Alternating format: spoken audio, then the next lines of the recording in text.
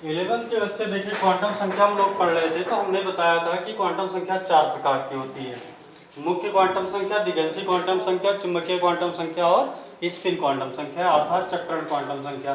तो हम लोग डिस्कस कर रहे हैं मुख्य क्वांटम संख्या। मुख्य क्वांटम संख्या का मतलब क्या है? इस क्वांटम संख्या को बोर ने दिया था। सबसे पहले जानिए कि इस क्वांटम संख्या को किसने दिया था। तो इस क्वांटम संख्या को बोर ने दिया था। इस क्वांटम संख्या को स्मॉल एन से व्यक्त करते हैं। यह क्वांटम संख्या इलेक्ट्रॉन के कोष का निर्धारण करती है, अर्थात यह बताती है कि इलेक्ट्रॉन किस कक्षा में अर्थात किस कोष में है। बोर के सिद्धांत के अनुसार इसे निम्नलिखित गणितीय ढंग से प्रदर्शित करते हैं। mvr = nh/2π, जहां mvr इलेक्ट्रॉन का कोणीय संवेग है, n इलेक्ट्रॉन की मुख्य क्वांटम संख्या है और h प्लांक नियतांक है। तो n जो है मुख्य क्वांटम संख्या, यह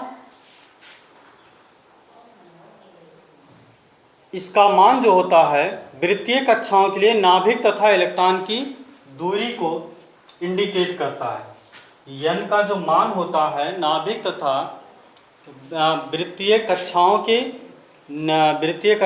के लिए नाभिक तथा इलेक्ट्रॉन की दूरी, इलेक्ट्रॉन के बीच की दूरी को इंडिकेट करता है। यानी कि मुख्य क्वांटम संख्या कोष के आकार को बताती है। यानी कि क्वांटम संख्या क्या करती है? मुख्य क्वांटम संख्या कोष के, कक्षा के आकार को बताती है। n का मान शून्य के अतिरिक्त पूर्ण संख्या होता है। n का मान शून्य के अतिरिक्त पूर्ण संख्या होता है। n का मान कहने का मतलब है कभी शून्य नहीं हो सकता। n का मान 1, 2, 3, 4 ये सब हो सकता है। जब n का मान 1 होगा तो इसका मतलब है कि इलेक्ट्रॉन पहली कक्षा में, प्रथम कोष में है। जब n का मान 2 होगा तो इसका मतलब है कि इलेक्ट्रॉन दूसरी कक्षा में है। इसी तरह n का मान अगर 3 होगा तो इसका मतलब इलेक्ट्रॉन तीसरी कक्षा में है। n का मान 4 होगा तो इसका मतलब इलेक्ट्रॉन चौथी कक्षा में है। पहली कक्षा का मतलब k कोष में, दूसरी कक्षा का मतलब l कोष में, तीसरी कक्षा का मतलब m कोष में, चौथी कक्षा का मतलब n कोष में। तो इस तरह से मुख्य क्वांटम संख्या को आप लोग तैयार कर लीजिए।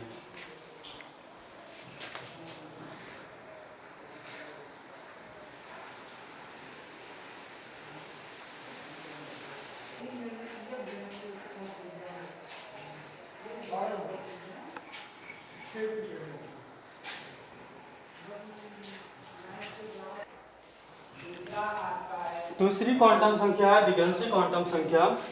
इस क्वांटम संख्या को सोमरफेल्ड ने दिया था। इस क्वांटम संख्या को स्मॉल एल से व्यक्त किया जाता है। इस क्वांटम संख्या को कोणीय क्वांटम संख्या भी कहते हैं। इसे निम्नलिखित गणितीय ढंग से प्रदर्शित करते हैं। mvr = h/2π √L × L+1, जहाँ mvr इलेक्ट्रॉन का कोणीय संवेग है, h प्लांक नियतांक है और स्मॉल एल दिगंशी क्वांटम संख्या है। यह क्वांटम संख्या उपकोष और उपकोष के कक्षकों की आकृति का निर्धारण करती है। दिगंशी क्वांटम संख्या L का मान मुख्य क्वांटम संख्या n के मान पर निर्भर करती है।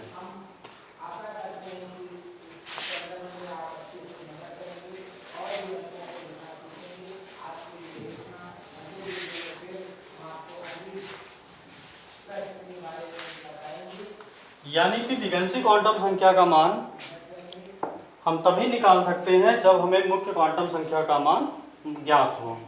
तो हम कह सकते हैं मुख्य क्वांटम संख्या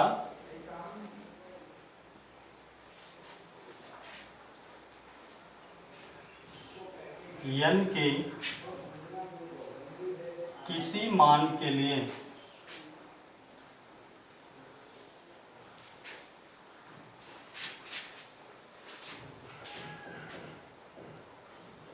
दिगंशी क्वांटम संख्या L का मान बराबर होता है, L का मान बराबर होता है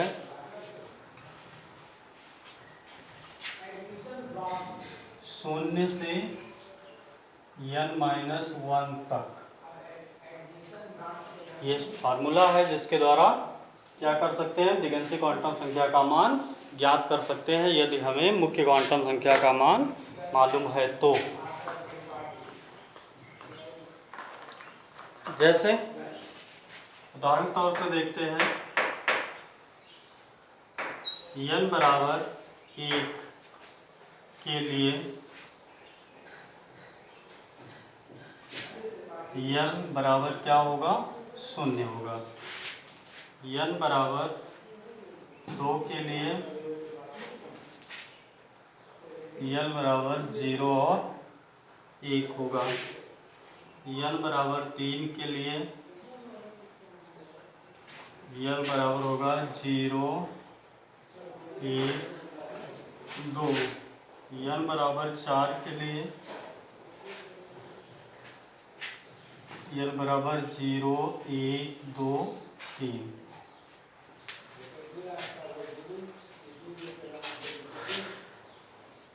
चूंकि बताया गया था यल जो है दिगंशी क्वांटम संख्या उपकोष का निर्धारण करती है, इसका मतलब ये हो गया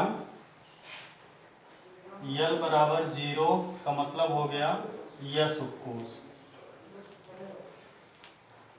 यल बराबर 1 का मतलब हो गया पी उपकोष, यल बराबर 2 का मतलब हो गया डी उपकोष, और इसी तरह यल बराबर 3 का मतलब हो गया एफ उपकोष।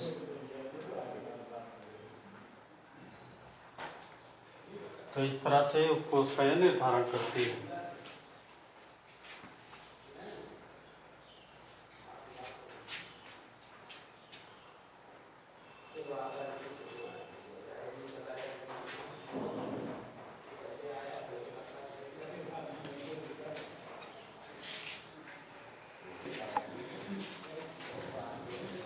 और आगे थोड़ा देख लेते हैं n की किसी मान के लिए यल का कुल मान n होता है। अब आपसे पूछा जाए कि n बराबर 2 है तो यल का कुल कितना मान होगा, तो यल का कुल मान होगा 2। इसी तरह n बराबर अगर 3 है तो यल का कुल मान होगा 3। जैसे कि यहाँ देखिए n बराबर 3 है तो यल के कुल कितने मान आए हैं, 0, 1, 2। इसका मतलब टोटल काउंट करेंगे कितने मान है, 3 मान।